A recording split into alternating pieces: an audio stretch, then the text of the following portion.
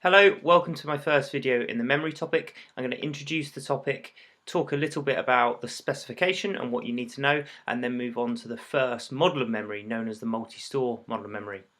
Memory topic, it's obviously compulsory on the specification, but it's quite an interesting and important part of psychology anyway. I really like that quote there, our lives are the sum of our memories. So think about what your life would be like if you couldn't remember anything.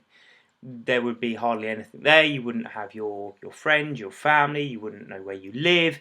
Life would be nothing without our memories, and so it is a really important thing to look at. It follows on from the cognitive topic where you look at approaches and allows us to look a little bit at our perception and how we look at the world and interpret events. That's one of the reasons why I think it's on the specification. It is quite an important area.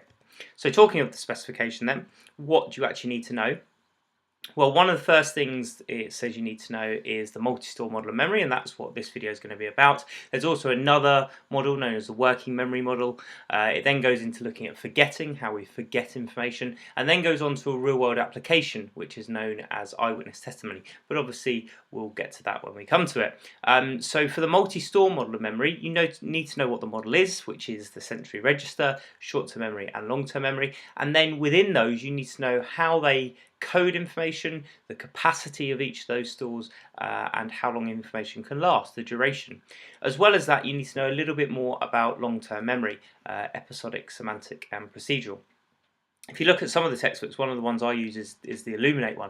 It uses 3 double-page spreads to look at the multi-store model of memory. So there's one double-page spread looking at coding, capacity, and duration specifically. There's another looking at the model on its own, and there's another looking at long-term memory. For me, these 3 things all really go in together. So I'm actually going to certainly combine the model with the coding, capacity, and duration, and then I might do a shorter separate video for long-term memory. But realistically, all these things really do link in well together, and I'll aim to explain that as we go on.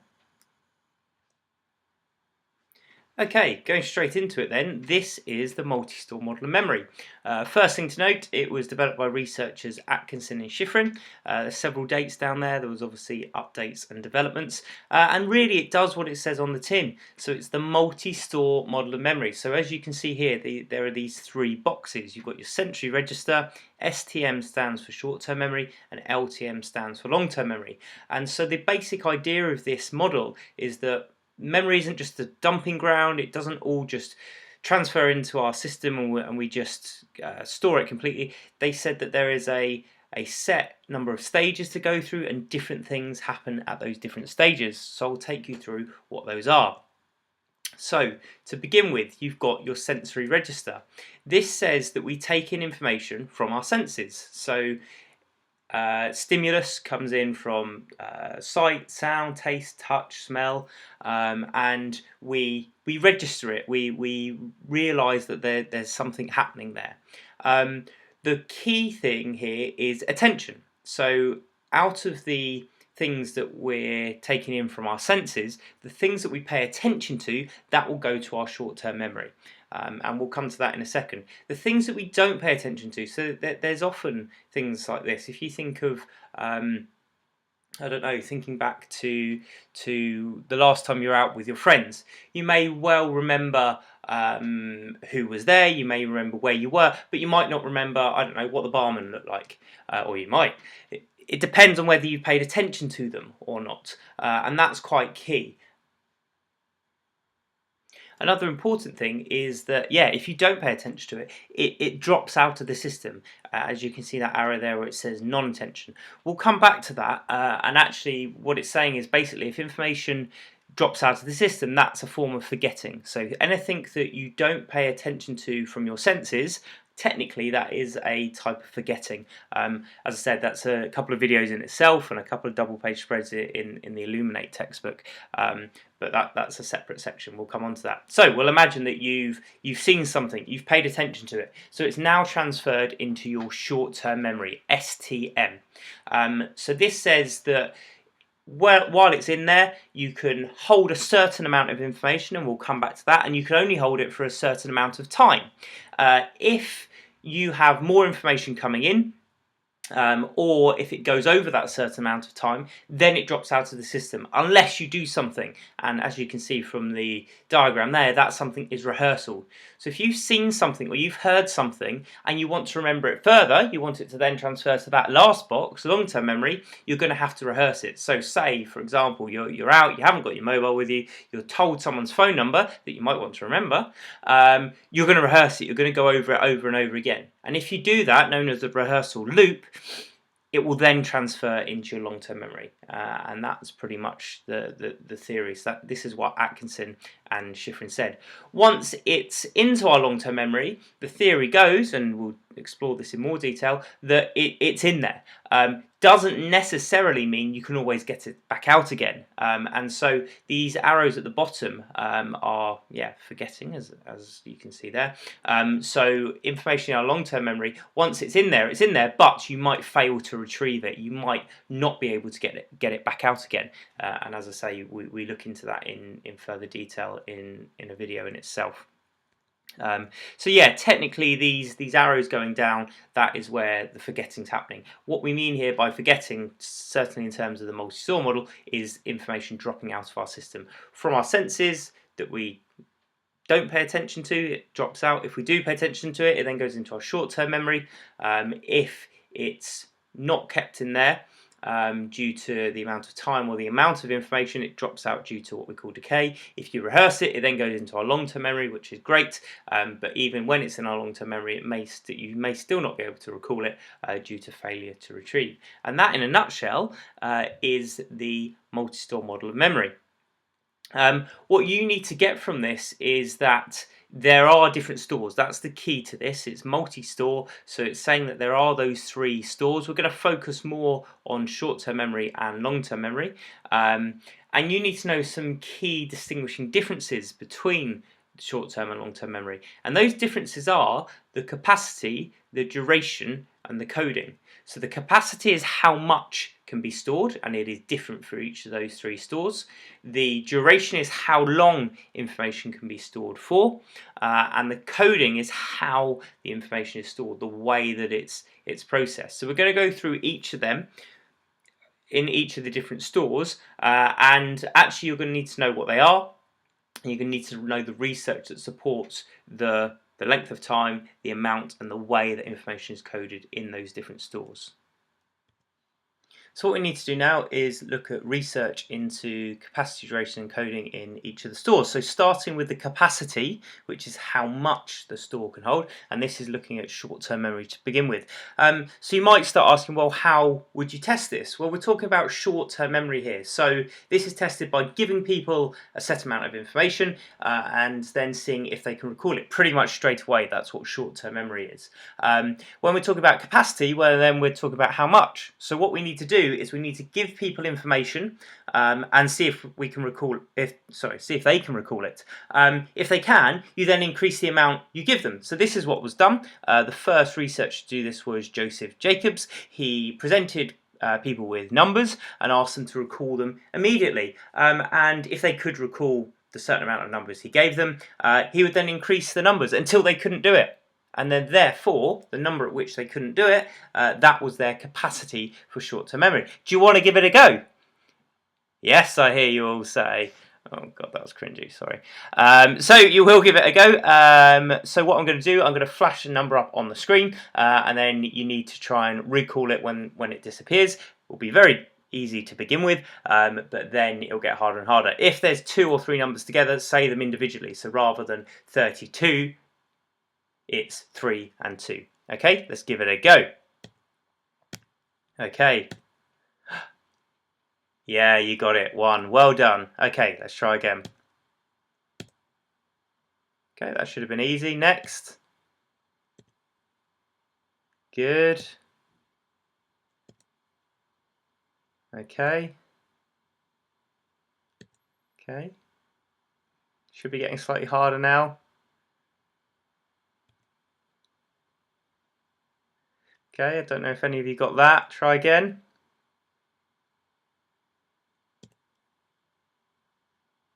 Okay. And this one should be even harder.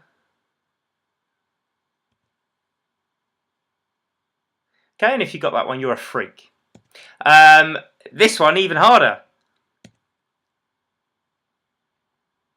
Okay, well, you probably couldn't even read it because I flashed it up too quickly, but you get the idea. So that's what Jacobs did, presented people with numbers, and what he found is, on average, people could remember between 5 and 9 numbers. Okay, so that is what he said was the capacity of our short-term memory. We can remember about 5 to 9 bits of information in our short-term memory, which is great. So that was a really good start.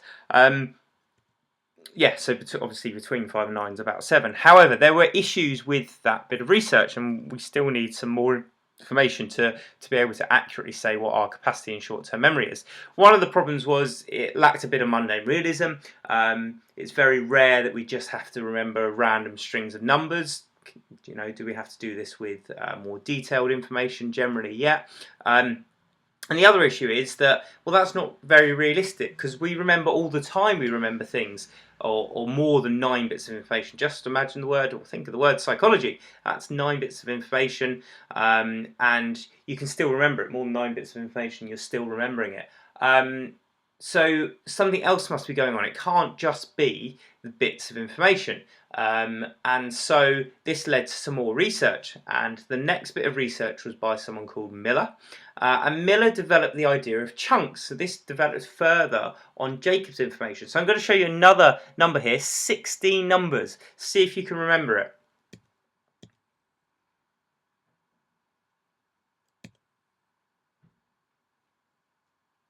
Okay, how did you get on? Anyone remember that one? Well, some of you should have, hopefully, been able to do that. And that is due to Miller's research. And what Miller said is that actually we don't just remember one number or one letter isn't an item. What we do is we chunk the information together. So and a chunk is almost like a packet of information. So the broadcaster, the BBC, that would be one bit of information. It wouldn't be BBC as 3 separate letters, it would be one chunk of information. Those numbers that I flashed up a second ago, well, they are, if you divide them into memorable dates, such as England's World Cup win, the Olympics, Battle of Hastings, and the end of the war. So you're actually only remembering 4 bits of information. So actually Miller developed on what Joseph Jacobs had said. So Jacobs had said, yeah, it's about 7 bits of information, but Miller had said, okay, he still agreed with that. He still agreed it was around 7 bits of information. But these bits of information are chunks of information rather than just individual letters or individual numbers. And that's where we're at now. So we believe that, from Miller, this magic 7 plus or minus 2. What we mean is by plus or minus 2 is that there's a bit of variety in there. Some people might remember on average 2 less than 7, so 5, or some people might remember on average 2 more than 7, so 9. So that's still within Jacobs' range, but it's these chunks that are important. So there you go, the capacity of short-term memory, we think it's about 7 plus or minus 2 chunks of information. That's how much it can hold. So if that's how we tested short-term memory, how do we test long-term? A lot harder to do. How can you test how much? How do we fill up someone's long-term memory and then test that?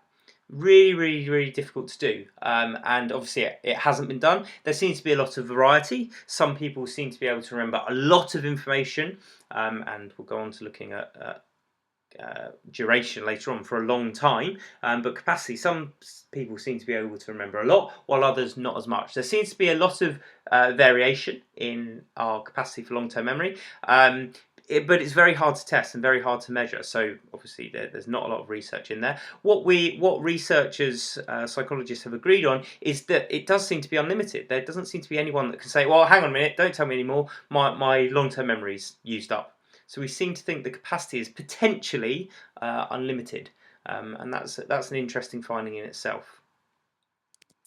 Moving on to duration then. So duration is how long the memory lasts for, and again that is different in each of the different stores. So starting with short-term memory, and we're going to look at an important piece of research by Peterson and Peterson, and this looked at, yeah, as I said, how long memory lasts for in short-term memory. So what they did here is they presented people with some stimuli.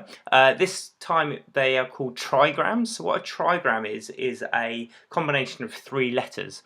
and they presented them with the trigrams, and then got them to recall the trigrams. And again, this is straight away. That's how you test short-term memory. You give people information and you get them to recall it straight away. But here they want to see how long it took for the information to go. So they presented them with the trigrams and then got them to recall it after 3 seconds to begin with, and then presented them with another trigram and got them to recall it after 6, and then 9, 12, 15, 18, etc. And they wanted to see at which point could the participants not remember the trigrams. They did this in several ways. I think in the study in the textbook it mentions presenting a trigram, so 3 random letters with some numbers. I've got another example here where there are several trigrams, but we'll give it a go. See if you can try and recall the trigrams. So I'm going to present the first lot. They're then going to disappear. You'll see if you can recall them. I'll give you 3 seconds, and then I'll increase the amount, and then see at what stage that you find the trigrams difficult to recall. So here goes the first lot.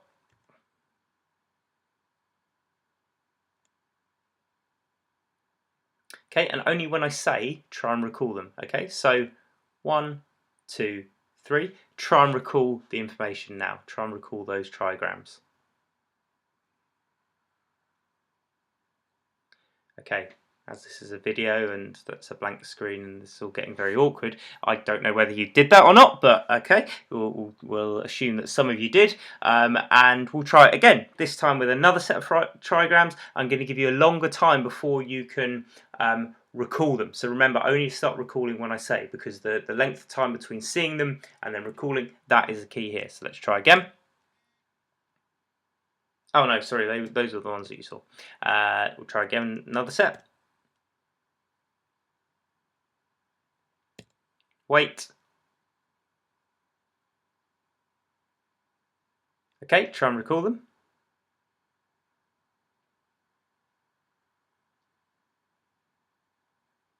Again, no idea if you did or not. Here were the ones that were up a second ago, and I don't know how many of those you got, but well done. We'll try it again. So you've had 3, you've had 6. We'll try it after 9 seconds this time. Another set of trigrams.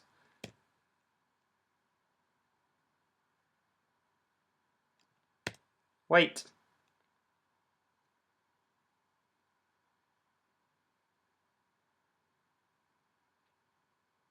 Okay, recall.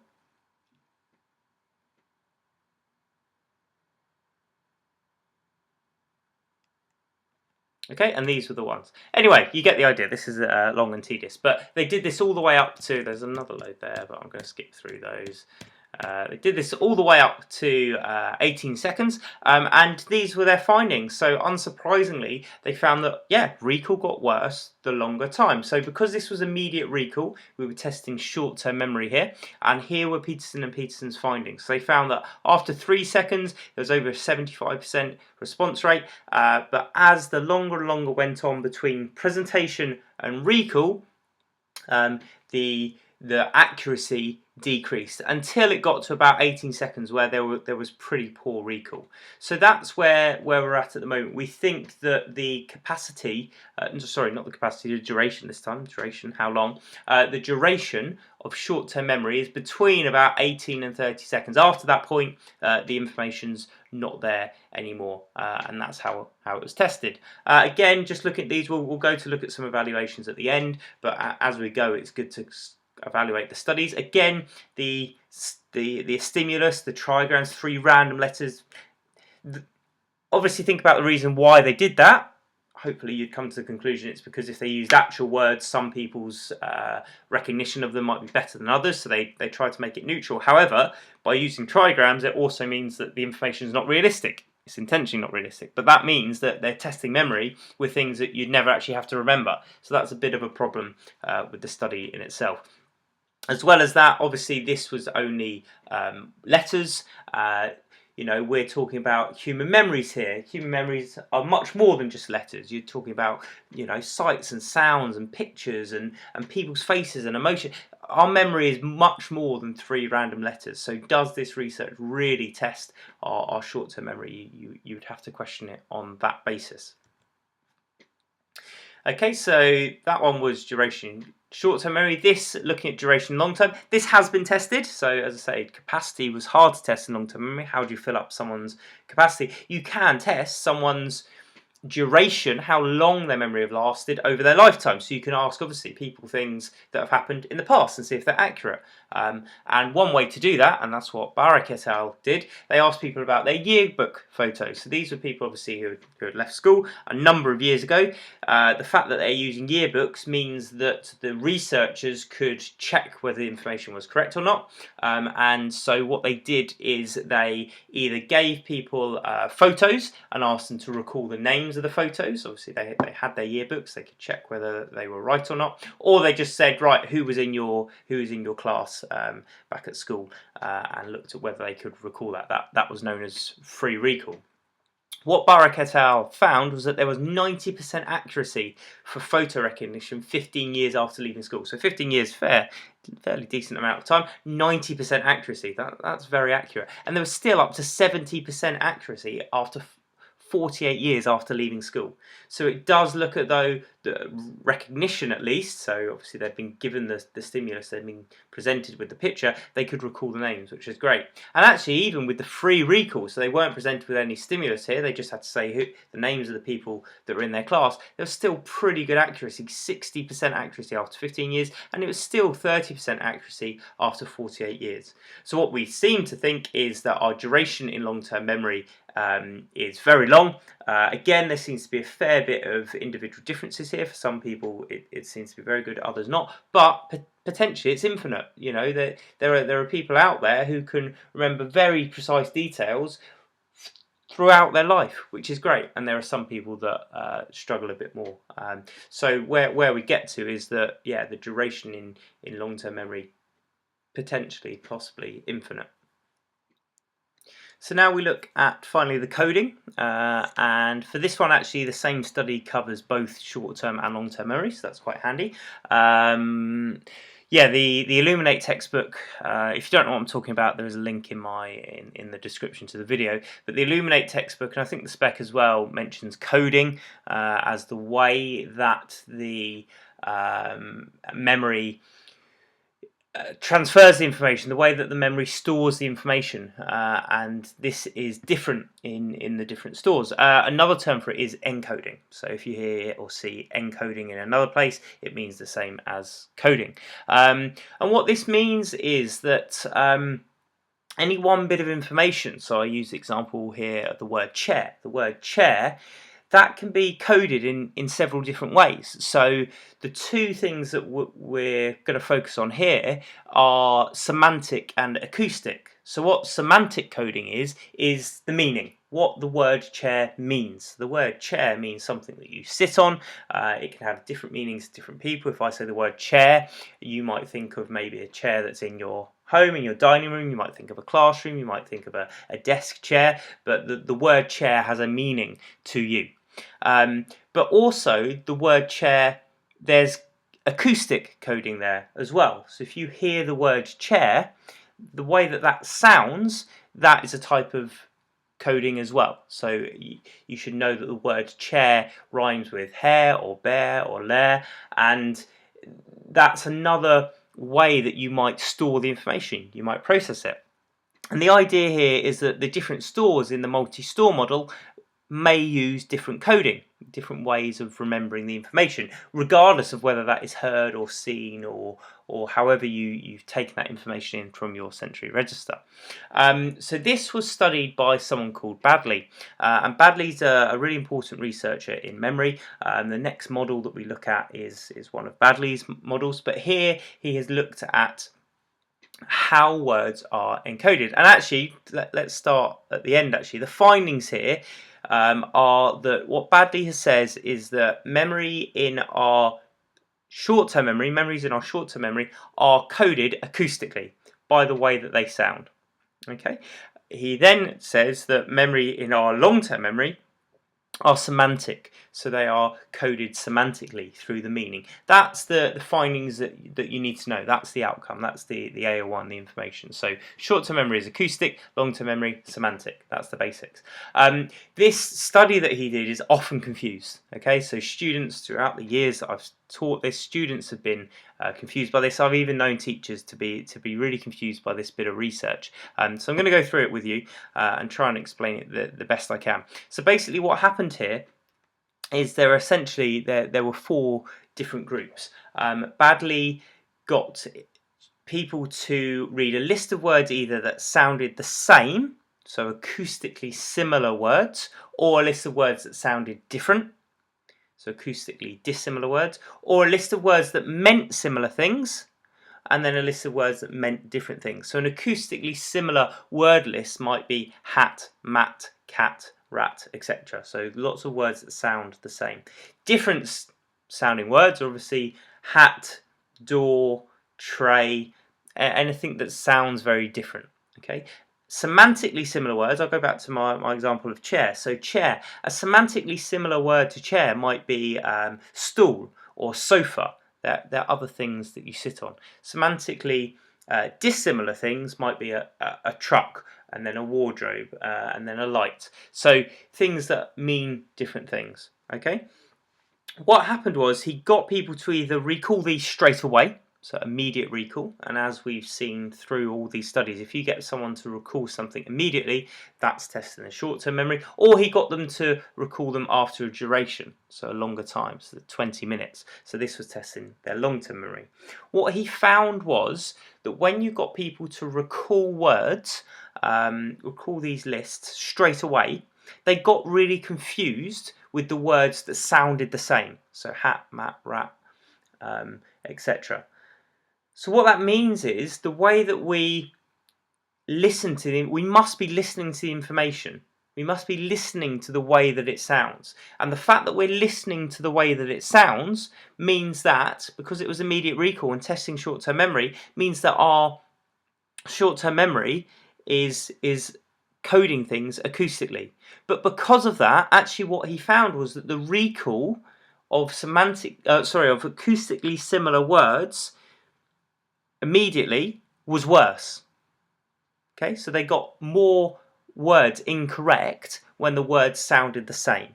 Okay, that means that we must be listening to the way that it sounds. So the weird thing here is that because the recall was worse, it means that that's the mode that they were using, the coding that they were using. So acoustically similar words, the recall was worse. This therefore means that short-term memory is coding things acoustically. Hopefully I've explained that enough. What they found was the other finding with the long-term memory. So actually the words that were semantically similar, so meant the same thing, our chair, stool, sofa, etc. They were the ones that were confused. The recall was worse with those words after a 20-minute delay. So what that means is we must be paying attention to the meaning of the words. So again, the recall was worse semantically. That must mean that long-term memory is using the meaning to recall, and the recall was worse because they were confusing words between each other.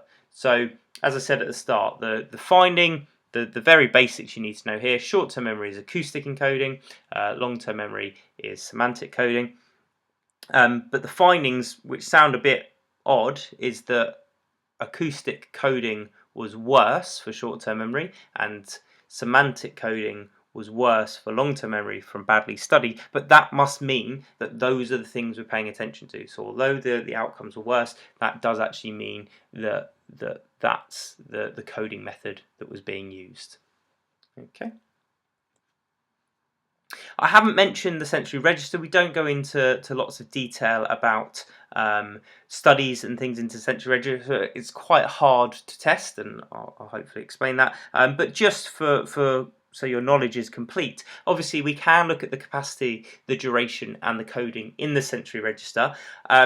If you understand the sensory register, it's taking information in from our senses. That should make your understanding of the capacity, the duration, and the coding of it quite straightforward. The coding is whatever sense you're using. So if you're looking at something, then it's visual coding. If you're hearing something, then it's the way that it sounds. So the coding is whatever sense is being used.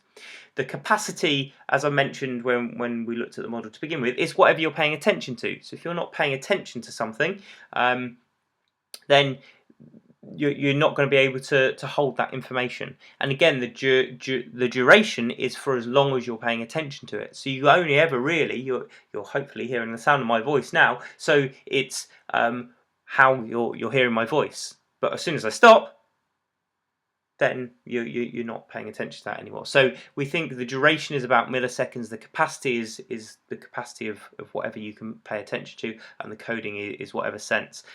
So as you can imagine, those things are quite hard to test. There have been studies done on them, but you don't necessarily need to bog yourself down in that. So as a bit of an overview then, this is where we're at, and this might be a good table for you to have. Make a copy, but this is where we are with our capacity, our duration, and our coding. Especially, again, we'll not necessarily worry about the sensory register, but for short-term and long-term memory, and for all of them, other than obviously the capacity of long-term memory, because that's very hard to test. We think it's unlimited. They all have a study associated with them, and it would be good to know the studies as well. So we think the capacity of short-term memory is about 7 plus or minus 2 items. That was a study done by Miller into chunking. The capacity of long-term, as I've already said, we think it's unlimited. It's quite hard to test. The duration, how long? We think it's seconds, between about 18 and 30 seconds. That was done by Peterson and Peterson's trigram study. And the duration for long-term memory is up to a lifetime. Potentially infinite. So that was Barrick and the yearbook photos. And then that coding, we think coding in short-term memory is acoustic by the way that it sounds, and coding in long-term memory is semantic by the way that it means. Both of that was the same study by Badley. So we've looked at the different sections of the multi-store model and the capacity, duration and coding of those different sections. That's essentially the AO1. What we need to do to finish off then is to evaluate, which is the AO3. As I said, as we were going through, there are some evaluations that link specifically to some of the research, but I'll try and highlight that again as we go through. So first off then, this is a strength of the model. The big thing is that there is that research, so it's not as though this model is just an idea that Atkinson and SHIFFRIN came up with and it's got no basis behind it. The fact that there's lots of research and all of the researchers found that there are these different stores is a real strength of the model, which is great. So the fact that there is that research into duration, capacity and coding is a big strength of the multi-store model in general. There are other bits of research as well. There are a few case studies that will come up as you look at the multi-store model and the working memory model. So one of these case studies is the case of HM. HM was a patient who had his corpus callosum cut, so that's the bit that holds both sides of the brain together, both hemispheres of the brain. He had epilepsy and so had this cut. What happened with him was that he could recall some past events, things that had happened before he had his corpus callosum cut, but couldn't remember new information. So that supports the idea that there are these different stores. Our short-term memory is different to our long-term. His long-term memory was still intact, but his short-term memory, something seemed to happen there between transferring the new information, short-term memory, into the long-term memory. So all the research that's gone before, so Miller, Peterson and Peterson, Barrick, Badley, and now HM, that all adds to support the idea that the multi-store model does happen and that there are these separate stores. Another evaluative point, and this time it's a weakness, questions Atkinson and SHIFFRIN's idea that there's one short-term memory. So the model, as you saw, has one box for short-term memory. This has been questioned, and again, this comes up in the second model. But there was another case study. This time, the patient was called KF. Shallis and Warrington reported on KF. And what happened with KF was KF had a brain damage, and again they tested KF's memory, and what they found was that when they gave digits to KF to recall instantly, when they read them aloud to him, his memory was very poor. He couldn't remember them. But if he were to read the same digits himself, he could remember them. So what that is saying is, well, there's not just this one bit of short-term memory where it enters and then if it's rehearsed it goes into long-term. There looks like there's different sections of short-term memory. One for auditory when it's read aloud, and that was poor in KF, and another maybe for visual, and that was intact in KF. So the weakness here is that the multi-store model is potentially oversimplified by by saying that there's just this one short-term memory store. And the same could be argued actually for long-term memory. And again, this is another evaluative point. So another weakness could be that, well, the model, Atkinson and Shiffrin's model, again, if you look at the model, it's got one long-term memory. Well, actually, and this is going to form another video in itself, it's another double-page spread in the textbook. Actually, there are several different types of long-term memory. It's not as simple as those three boxes that Atkinson and Shiffrin have said. So it's Tolving is the researcher, and Tolving said that there's three different types of long-term memory. There's episodic, which is episodes in your life. There's semantic, which is knowledge, and there's procedural, which is doing tasks. So the information that you learn from that, which you will do if you watch one of my other videos or the other part of the textbook, you can use that to evaluate this Atkinson and Shiffrin model or multi-store model. As I suggested as we were going through the bits of research, again, you can evaluate the research. So this is where your research methods knowledge comes in. And you're saying, well, is the research done any good? If so, why? If not, what's the issue with that? Well, lots of the research was done in a lab, which was great. It meant there was lots of control, internal validity there. But what it actually meant was that lots of the tasks, and as I mentioned, so doing the trigrams, those three random numbers three random letters that Peterson and Peterson did, or just strings of numbers like Jacobs did, that's not what we remember in real life. You have to remember all this information for your exam. How does the memory techniques that they used in those studies, how does that relate? It's very, very different. It's very different learning a string of numbers or three random letters than learning names of researchers and what they did and what that means. And so that it's very, very different. And again, day-to-day things, remembering your mate's birthday or what you had for breakfast the day before. It's a very different style. So do these studies have external validity? Are they measuring what they intend to in the real world? Well, potentially not. Another issue is the emphasis that's put on rehearsal. So rehearsal is a big part of the multi-store model. Obviously, it's the thing that determines whether information goes from your short-term memory into your long-term memory. And it's quite a key process. Obviously, if it doesn't happen, your information can't transfer. So it's a really important part of the model. But there are issues, and like we said, that there may be different types of short-term memory, different types of long-term memory, or maybe there's different types of rehearsal. And again, this won't have been accounted for in the model. So Craik and Watkins have suggested that there's different types of rehearsal. In the model, it is stated maintenance rehearsal. So this is maintaining the information, going over it again and again in your head. That will keep it in short-term memory.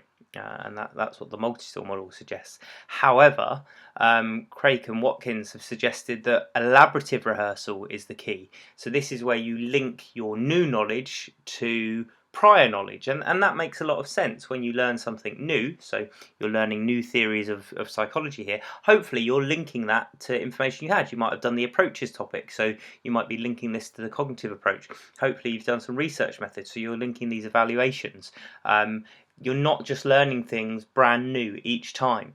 And again, the model, remember, is trying to explain human memory. The model doesn't account for that. So it's not explaining human memory. So that's a big problem with the multi-store model. Other questions can be asked on rehearsal as well. There's the idea of what we call flashbulb memory. So if you think back to your first memory, we've all got one. For some people it's quite young, a matter of months or early years. For some people it's a bit older. You might be 5 or 6 or maybe even later. We've all got a first memory. But whatever your first memory is, you haven't sat there and thought, right, I've got to remember this. I've got to go over it again so it goes from my short-term memory into my long-term. It's just there. That's known as a flashbulb memory. So again, how can the multi-store model account for that when it suggests that everything that we learn in our long-term memory is rehearsed, and it can't. There's also the suggestion that maybe long-term memory that the information contacts the long-term memory before it's rehearsed. So information comes from our sensory store into our short-term memory. Maybe it quickly checks with long-term memory. Do we know this stuff already? Because if you do, obviously it'd be easier to rehearse. And again, that's not accounted for in the model. So there are some issues here.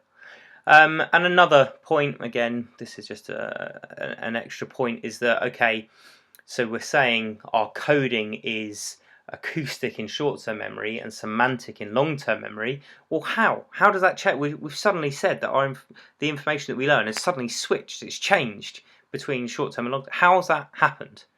So there's not enough description in the model to fully explain human memory. So what that should be for you is a good evaluation of the model in general. You should also be able to evaluate duration, capacity, and coding, and again, being able to evaluate the studies within them helps out. So that's a big overall evaluation. So I'm just going to end by looking at a couple of past paper questions to see how you might get assessed on this sort of material. So we've got one here. How have psychologists investigated the capacity of short-term memory? So you should be looking at your capacity research. That was the Jacobs, the Miller study. You'd need to explain it. The question is a how question. How have psychologists investigated the capacity? You should need to explain what happened in those studies and how that helps us understand capacity in short-term memory. Another question here, describe one way in which psychologists have investigated the duration of short-term memory. In your answer, you should include details of stimulus materials used, what people were asked to do, and how duration was measured. So again, you would have to here identify the correct study of duration in short-term memory. That's Peterson and Peterson, if you haven't got that already. And you'd need to explain what they did. Remember, in the video here, I gave lots of trigrams. In the actual study, they gave trigrams and numbers. There's more information on that in the Illuminate textbook. But again, it's a describe, and it's asked you to describe the stimulus material used, what people are asked to do, and how duration was measured. So quite AO1-y questions. You've then got describe the findings and one criticism of one study into encoding or coding in short-term memory. So that's the Badley study. There's a bit of evaluation here, so some AO3 as well. So you've got 3 plus 3. The first 3 marks will be from describing the findings of Badley's study into coding in short-term memory, and your second 3 will be from obviously the evaluation. And then another one here with a bit of a STEM.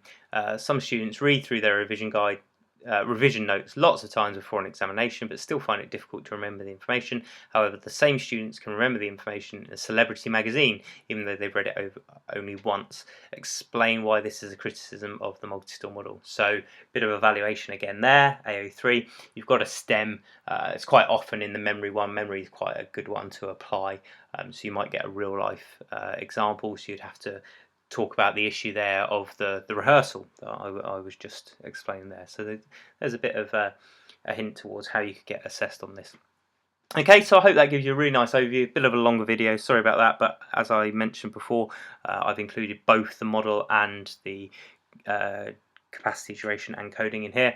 I'm going to do a separate one, should be quite a quick one, just for long-term memory and hopefully get the working memory video done as well. Thank you for watching. Please subscribe if you haven't already, and yeah, happy psychology-ing.